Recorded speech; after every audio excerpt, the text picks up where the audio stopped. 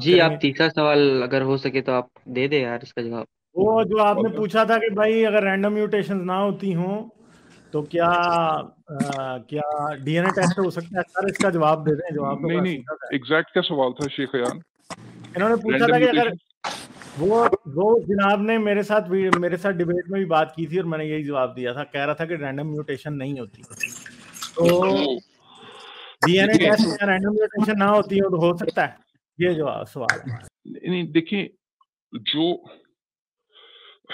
देखिए जो last last stream में हमने जो पेपर कवर किया ना, आई थिंक वो उसकी अंडरस्टैंडिंग डेवलप करने के लिए आई थिंक उसकी बहुत ज्यादा इम्पोर्टेंस है।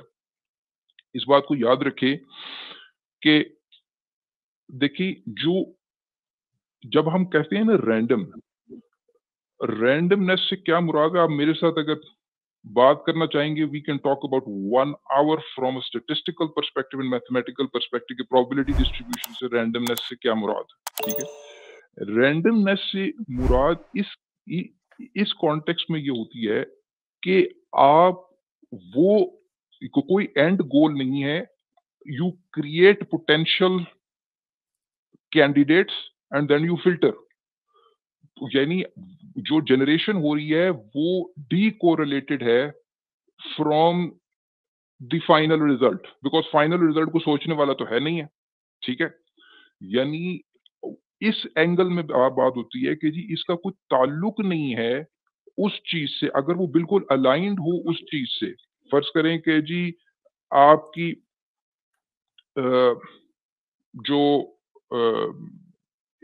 विजुअल कॉर्टेक्स ने को बनाना है, और विजुअल कॉर्टेक्स के लिए जो चेंज चाहिए है म्यूटेशन में, वो वैसी ही चेंज आए, उसको हम नॉन रैंडम चेंज कहेंगे। लेकिन अगर ज्यादा चेंजेस आए जिनका विजुअल कॉर्टेक्स की डेवलपमेंट से कोई ताल्लुक नहीं है, और उसके बाद लोगों के कंपटीशन के थ्रू वो जीन्स एलिमिनेट हो जाएं जो कि लेस डेवलप्ड विजुअल कॉर्टेक्स था, वो ट्रायल एंड एरर है, इसको हम कहते हैं। अब आप आए इस चीज में, पिछले पेपर में पिछले सैटरडे को हमने एक बात की थी कि जब आपकी बात जरा लंबी हो जाएगी गालिब, पॉइंट ये है कि जब सर अब आप हाँ, मैं थोड़ा सिर्फ सा एक बात इसको कर डिबेट में मैं समराइज हाँ कर देता हूं।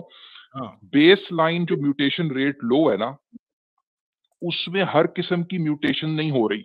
आप ऐसे समझे, हर किस्म की म्यूटेशन से मुराद ये है कि आपके 4 अगर न्यूक्लियोटाइड बेसिस हैं, ठीक है, ATCG, सो अगर मैं ए हूं तो 4 पॉसिबिलिटीज है। अगर टोटली रैंडम हो, ऑब्लिवियस टू एनीथिंग है, तो 4 पॉसिबिलिटीज है। या तो मैं ए का ए रहूंगा, या टी बन जाऊंगा, या सी बन जाऊंगा, या जी बन जाऊंगा, ठीक है? तो हर एक की प्रोबेबिलिटी 1/4 होनी चाहिए अगर टोटली रैंडम है। अच्छा, बेस लाइन म्यूटेशन रेट में ऐसा नहीं है, और ये बहुत अरसे से लोगों को पता है, ठीक है, कि every mutation is not equally likely. और अगर आप ज्यादा टेक्निकल होना चाहते हैं तो आपको पता है कि जो बेसिस है उनकी 2 किस्में हैं, एक पिरिमिडीन है, एक प्योरीन है। तो प्योरीन टू प्योरीन और पिरिमिडीन टू पिरिमिडीन जो म्यूटेशन है उसको ट्रांजिशन बोलते हैं। और बेस पेयर अगर आपका प्योरीन से पिरिमिडीन और अदरवाइज जा रहा है, उसको क्या कहते हैं, ट्रांसवर्जन बोलते हैं। तो ट्रांजिशन ज्यादा होती हैं बेस लाइन में और ट्रांसवर्जन कम होती हैं, इसमें हमें कोई मसला नहीं है। जो हमने पेपर दिखाया था उसमें उसके रिजल्ट्स क्या है, वो ये है कि जब MUT1 जीन को आप नॉकआउट करके म्यूटेशंस को एक्चुअली रैंडम करते हैं, when you increase the element of randomness, then something remarkable happens. In the absence of randomness, जब constricted mutation थी, तो बेनिफिशियल म्यूटेशंस कम थी, हार्मफुल म्यूटेशंस। इस बात को याद रखिए, ये बहुत खौफनाक बात कर रहा हूं मैं। In the absence of randomness, beneficial mutations कम थी और हार्मफुल म्यूटेशन ज्यादा थी। It is only with randomness, जब आपने रैंडमनेस बढ़ाई उस एक्सपेरिमेंट के मुताबिक, तो बेनिफिशियल म्यूटेशंस बढ़ गई as compare to harmful mutations. लोगों को ये बातें अजीब लगेंगी, but this is the outcome of that study, कि दरअसल इसको रैंडमनेस, थोड़ा सब्सटेंशिया भाई इसको थोड़ा एक्सप्लेन करें कि दरअसल वो बेनिफिशियल बढ़ कैसे गई? रैंडमनेस में बरकत है। मैं ये बता हाँ रहा नहीं, हूँ। जरा एक्सप्लेन करें इसको कि रैंडमनेस में किस तरह से बेनिफिशियल बढ़ जाती है, ये जरा एक्सप्लेन करें इन डिटेल।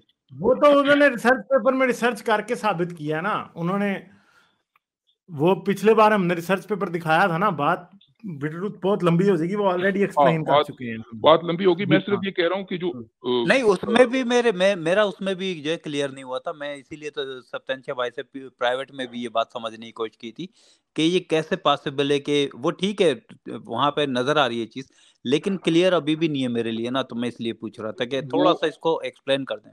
वो ऐसे है कि जब आपकी डीएनए रिपेयर एंजाइम बिल्कुल ठीक काम कर रही है ना, तो वो एक बड़ी कंजर्वेटिव किस्म की का फेज है, ठीक है, एवोल्यूशन का या रिप्रोडक्शन का। कंजर्वेटिव कहते क्योंकि असल बात ये, इस बात को समझें कि एवोल्यूशन के लिए कॉन्जर्वेशन भी चाहिए है और एक्सपेरिमेंटेशन भी चाहिए और एडवेंचर भी चाहिए, ठीक है। यानी आपको कंजर्वेटिव भी होना है और एडवेंचरस भी होना है। अगर आप हर वक्त एडवेंचरस रहेंगे तो जो अगर कोई बेनिफिशियल म्यूटेशन आई भी है तो वो प्रिजर्व कैसे होगी, वो तो लूज हो जाएगी, ठीक है। अगर आप हर वक्त कंजर्वेटिव रहेंगे तो नॉवेल्टी कहां से आएगी। तो एवोल्यूशन इन दोनों अप्रोचेस का एक मिक्सचर है, कंजर्वेटिज्म एंड एडवेंचरसनेस। इसको टेक्निकली जो लोग मशीन लर्निंग में या स्टैटिस्टिक्स में काम करते हैं उनको पता होगा, एक चीज होती है जिसको कहते हैं एक्सप्लॉयटेशन वर्सेस एक्सप्लोरेशन। वो किसी भी ऑप्टिमाइजेशन स्ट्रेटजीज के अंदर ये दोनों चीजों का एक मिलाप होता है। एक्सप्लोरेशन का मतलब ये कि आप एडवेंचरस हैं, you are looking for new and random solutions.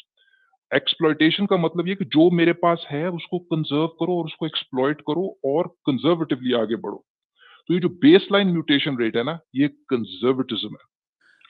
लेकिन सर मैं थोड़ा एक्सप्लेन कर दूं सारी थोड़ा। हाँ, और इसका बस आखिरी बात कर रहा हूँ, इसका साइड इफेक्ट ये है कि वो बहुत सारी म्यूटेशंस जो कि अच्छी हैं वो एक्सप्लोर ही नहीं हो पाती।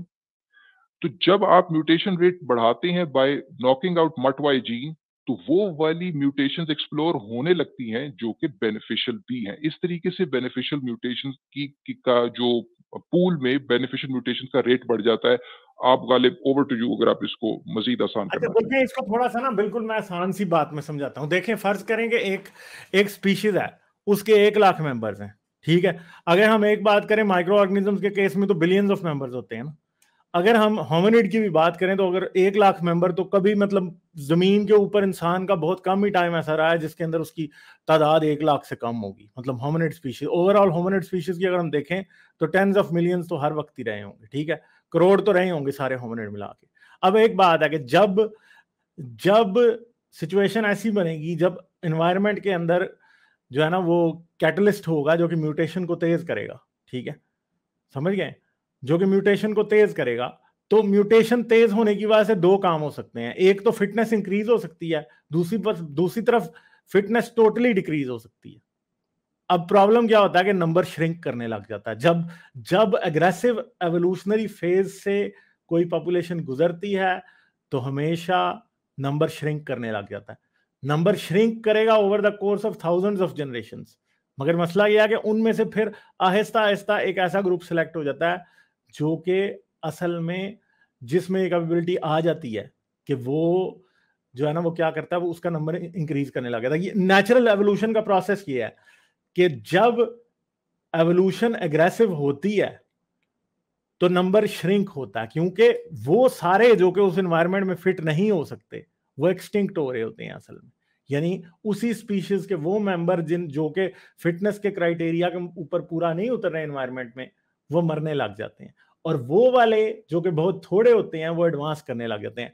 तब तक ये काम होता रहता है जब तक एडवांटेजेस म्यूटेशन वाला जो ग्रुप है ना वो ज्यादा नहीं हो जाता उस ग्रुप से जिसके अंदर हार्मफुल म्यूटेशंस हैं या जिसके अंदर म्यूटेशंस हुई नहीं है अभी, जो कि असल में नेचुरल सिलेक्शन के पैराडाइम के अंदर वो फेल हो रहा होता है, ठीक है। और उसी का एक सब ग्रुप स्पीशीज का जो है वो नेचुरल सिलेक्शन के पैराडाइम में सक्सेसफुल हो रहा होता है और उसकी फिटनेस वक्त के साथ साथ इंक्रीज हो रही होती है। तो अब जो सब्सटेंशिया ने पीछे जो पेपर दिखाया था वो इस पैराडाइम में 100% फिट होता है। यानी एक ऐसा टाइम जिस टाइम म्यूटेशन एग्रेसिव हो गई है, ठीक है। अब जारी बात है कि म्यूटेशन जब अग्रेसिव हुई है तो एक ग्रुप ऐसा होगा जिसके अंदर हार्मफुल म्यूटेशंस हो रही हैं और वो मरी जा रहा है, मगर दूसरा ग्रुप ऐसा होगा जिसके अंदर बेनिफिशियल म्यूटेशंस हो रही हैं और वो बढ़ी जा रहा है। तो मसला ये है कि असल में क्या होता है, असल में जब म्यूटेशन अग्रेसिव होती है तो नेचुरल सिलेक्शन भी अग्रेसिव हो जाती है। मतलब ये बात समझने वाली है कि म्यूटेशन और नेचुरल सिलेक्शन ये दोनों डायरेक्टली प्रोपोर्शनल हैं, मगर म्यूटेशन और एक्सटिंक्शन भी डायरेक्टली प्रोपोर्शनल है। एक तरफ वो ग्रुप एक्सटिंक्ट हो रहा होता है जिसके अंदर हार्मफुल म्यूटेशन हो रही होती है, यहां जो म्यूटेट नहीं कर पा रहा होता, जारी बात है वो। मगर बात हमें पता है कि एनवायरनमेंट में कोई ऐसी चीज है जो कि जानवर को म्यूटेट होने पे मजबूर कर रही है, तो डेफिनेटली फिर म्यूटेट होने वाले मेंबर्स और बेनिफिशियल म्यूटेशन वाले मेंबर्स बढ़ेंगे, और जब बेनिफिशियल म्यूटेशन वाले मेंबर बढ़ेंगे तो बेनिफिशियल म्यूटेशन स्लो उस पॉइंट पे जाके होंगी जिस पॉइंट पे वो एनवायरनमेंट में ऑर्गेनिज्म फिट हो जाएगा। यानी ये भी बात समझने वाली है कि बेनिफिशियल म्यूटेशंस जाके स्लो ही उस पॉइंट पे होंगी जिस पॉइंट पे जाके, जारी बात है एक चीज है एनवायरनमेंट के अंदर जो कि कैटलिस्ट बनी है एग्रेसिव एवोल्यूशन के लिए। अब वो एक जो है ना जिसको कहते हैं ना एक इक्विलिब्रियम क्रिएट कर रही है, सॉरी वो जो है ना एक क्या उसे कहते हैं डिसइक्विलिब्रियम क्रिएट कर रही है। एवोल्यूशन तब तक होती रहेगी या एग्रेसिव म्यूटेशन तब तक होती रहेगी जब तक इक्विलिब्रियम रीच नहीं होता। जैसे इक्विलिब्रियम रीच होगा तो म्यूटेशन स्लो हो जाएगी, ठीक है। तो ये वो सारा मैकेनिज्म है जिसे अब मैंने थोड़ा सा आसान जुबान में बताया आपको। सब्सटेंशियल सर अगर कोई आप इसमें ऐड करना चाहें तो कर दें। नहीं बेहतरीन, बहुत अच्छे तरीके से आपने समराइज किया और बड़ा टाइम लग गया और कॉलर्स मैं देख रहा हूँ इंतजार कर रहे हैं। जी शेख हैं, गालिब, थैंक यू सर। जी गालिब, पहले तो सॉरी कहूंगा कि यार मैंने आपका इतना सारा समय ले लिया। चले कोई बात नहीं, सही जी है। दूसरी बात मैं ये कहूंगा कि यार मुझे भी एहसास नहीं रहा, आप एवोल्यूशन पे मेरे से जब बात करेंगे अच्छा, मैं भी बहुत इसमें आगे निकल अपना बात को कंक्लूड करें, अब हमें आगे जाने दें क्योंकि जी और सर, लोग हैं जो बैठे हैं, ठीक है। फिर आप जी मैं नेक्स्ट टाइम जाते के लिए कुछ क्वेश्चन रख लें, ठीक जी है। मैं जाते हाँ। वक्त यही कहूंगा कि यार substantial sir you are a gem. आप जैसे लोग ही हमें इंस्पायर करते हैं कि हम साइंस के बारे में और सीखें। नहीं थैंक यू। मैं बस ठीक, छोटा सा अच्छा, स्टूडेंट हूँ, आप इसमें मैं पढ़ाई जारी रखें बस। जी इसमें शुक्रिया, चलो, ठीक है मैं शेख हैं, निकल। मैं इसमें हाँ, एक बात अच्छा। और कहना चाहता हूँ कि ये जो हेड टू हेड फ्यूजन जो अभी हम पंक्चुएटेड इक्विलिब्रियम की अक्सर लोग उसमें बात करते हैं, आपको नहीं लगता कि ये पंक्चुएटेड इक्विलिब्रियम का एक बेहतरीन सबूत है? हेड टू हेड फ्यूजन जो हुई कि एक ऐसा एरा आया कि अब इंसान की डाइवर्जन हो गई और होमिनिन से अलग हो गए बिल्कुल। नहीं, होमिनिन से अलग तो नहीं ना हुए, कैसे कह सकते हैं आप? नहीं, आई मीन हम होमिनिन से प्राइमेट से अलग हो गए। जो हमारे जो प्राइमेट्स थे हम उनसे अलग हुए ना।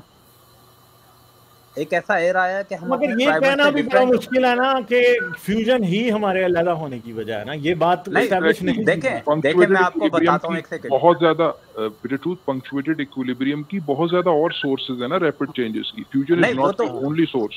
नहीं, लेकिन क्रोमोसोम ट्यूब की जो फ्यूजन है, क्या ये जो है उसमें देखें मैं अब आपको थोड़ा सा एक्सप्लेन करता हूँ, समझने की कोशिश करता हूँ आपकी बात को। कि हम जानते हैं कि जो है एनाटॉमिकली जो है चेंजेस आती रही, प्राइमेट में चेंजेस आई ना बड़ी लंबी हो जा रही है। कॉलर्स हैं जिनसे बात करनी है, तो एक ये कॉलर्स के बाद प्राइवेट में कर सकते हैं। एक दो कॉलर्स के बाद देखेंगे। अब हमारे पास सिर्फ आधा घंटा रह गया, तो ये बात हम प्राइवेट में भी कर सकते हैं, ठीक है, या अगली स्ट्रीम के लिए रख लें तब भी कर सकते हैं, ठीक है। हाँ, ये बातें हम ऑलरेडी कर चुके हैं कहीं ना कहीं। लाइक, शेयर और सब्सक्राइब करना मत भूलें। इसके साथ साथ आप मेरे चैनल को पेट्रियन पर सपोर्ट कर सकते हैं। पेट्रियन का लिंक वीडियो की डिस्क्रिप्शन में है।